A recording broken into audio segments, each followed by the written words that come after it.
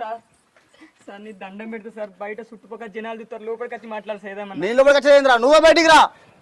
బాంచండి sir, చుట్టుపక్కల పంటే ఇవ్వరికి మమ్మల్ని చూసి అందరు పేటాల పెడుతుర్రు, మీరు వచ్చి వరితే ఇంకా మమ్మల్ని ఎవరు నమ్మరు సార్, లోపల రారు సార్ మీ వాంచండి. అరే 3-4 నెలలు అవుతుందో నువ్వు పైసలు కట్టక, నువ్వు ఫస్ట్ బజార్కి వెళ్ళు. సారు మీకు దండం పెడతాం, లోపలికి వచ్చి మాట్లాడరు, బయట మా ఇజ్జత్ చేయకూరు, వాడగడ్డ వాళ్ళు అందరు చూస్తారు. నీకు తెలియంది ఏముందన్నా, నీకు తెలియందా ఆటోలో వాళ్ళని ఎక్కుతున్నారు చెప్పు, గిరాకంటే తక్కువైంది, పని లేక ఇంట్లో పూట కూడా గడపలేదన్నా. చెప్తే మానం పోతుంది, చెప్పకుంటే మానం పోతుంది, గట్లుంది మా పరిస్థితి.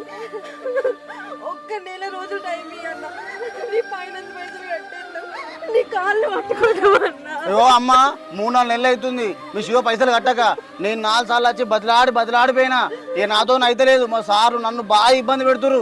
అరే శివ నువ్వు ఫస్ట్ బజార్లోకి వెళ్ళు.